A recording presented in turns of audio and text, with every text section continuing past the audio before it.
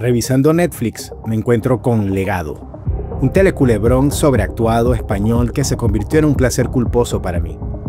En esta historia, Federico Seligman, un magnate de medios de izquierda de España, descubre que su yerno está hundido hasta el cuello por haber lavado dinero venezolano de los enchufados chavistas. Se dejó engañar por un par de socios para traer dinero de Venezuela.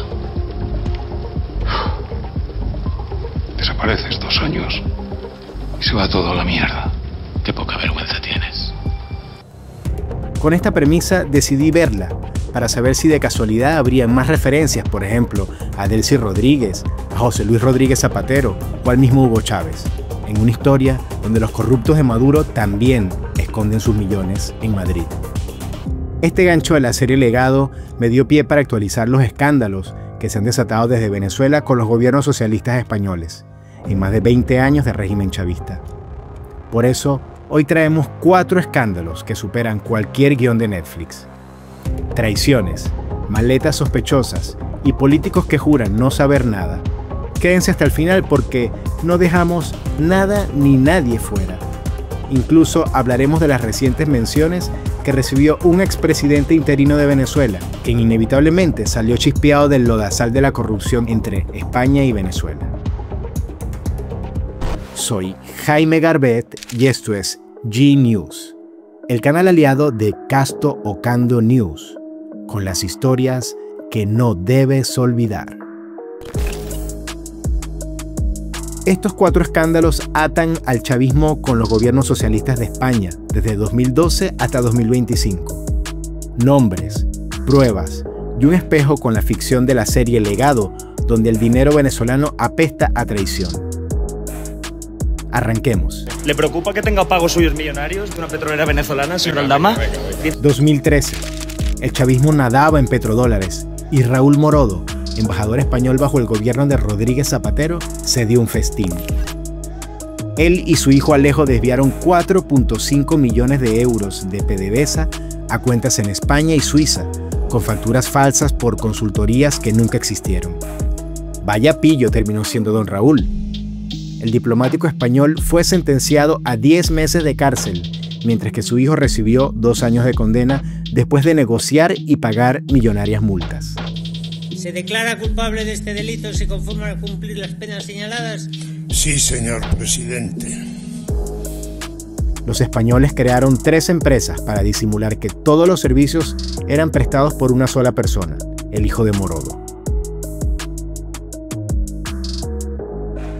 Toda la operación no hubiera sido posible sin la participación por parte del gobierno chavista de Juan Carlos Márquez, un exalto ejecutivo de la petrolera estatal venezolana en tiempos de Hugo Chávez.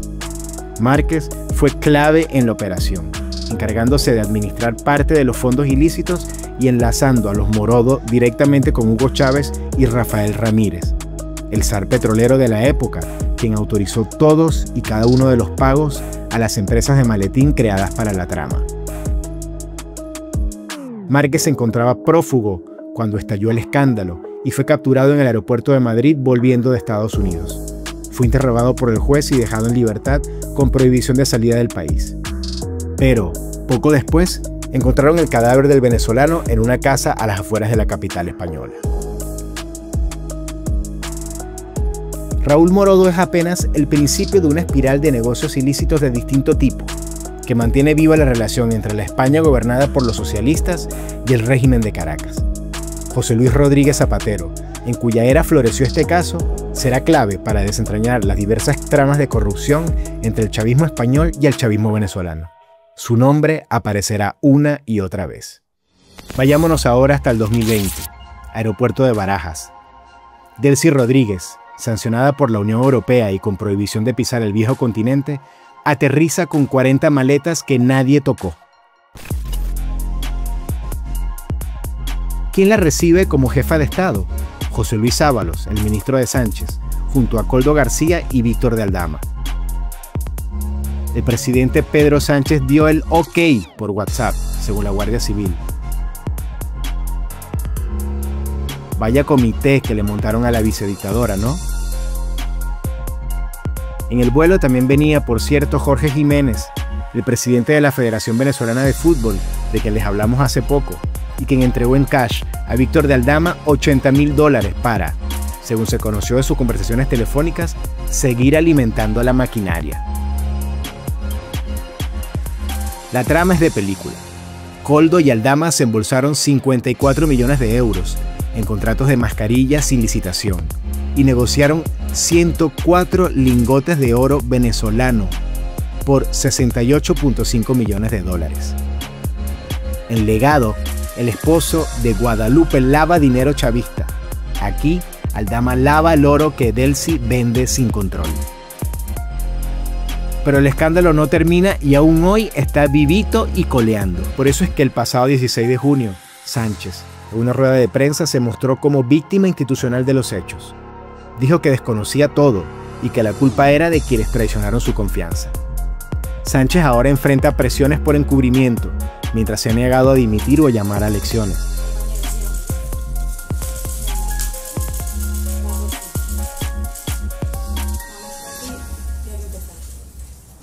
Vamos ahora al 2021, en plena pandemia. Pedro Sánchez lanza un salvavidas de 53 millones de euros a Plus Ultra, una aerolínea venezolana que apenas despegaba. Estratégica. Por favor, si su ruta era solamente hacia Caracas. Esto es un Delcy Gate recargado, con Ábalos otra vez en el ojo del huracán. La aerolínea, que operaba con solo 2 aviones y tenía una cuota de mercado del 0,1% en la aviación comercial española, ya sufría pérdidas millonarias antes de la pandemia.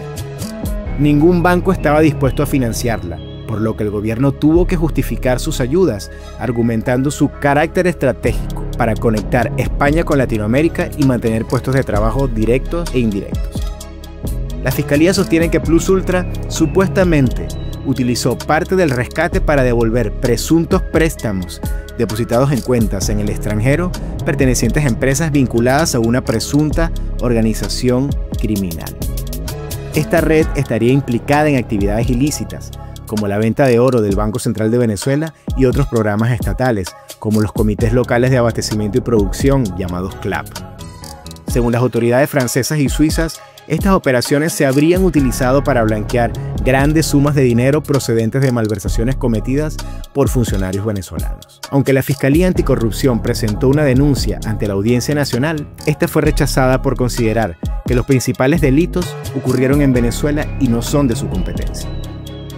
El gobierno socialista español dijo que todo estaba legal, mientras la aerolínea agonizaba financieramente, pero sin dejar que los enchufados VIP del chavismo dejen de pasear libres por Madrid. Antes de continuar con el último caso, el del expresidente interino, hablemos de Zapatero, quien siempre será el Joker, un comodín que hasta perdiendo gana. Tiene vela en todos los entierros, como decimos en Venezuela. Según un reporte del medio The Objective del 16 de junio del 2025, Víctor de Aldama, el nexo corruptor del chavismo en España, guarda 2 sobres con pruebas irrefutables de pagos millonarios de PDVSA a José Luis Rodríguez Zapatero. Aldama, investigado por defraudar 230 millones de euros, advirtió en el programa Horizonte que Zapatero sabe de lo que hablo.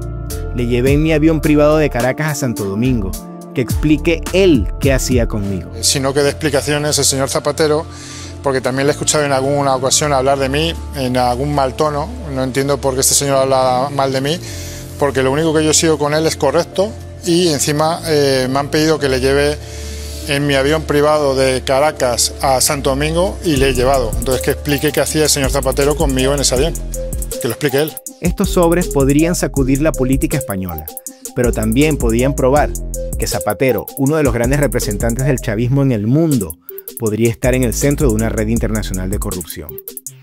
¿Cuánto sabe Zapatero? ¿Cuánto oculta? Esto es solo el principio.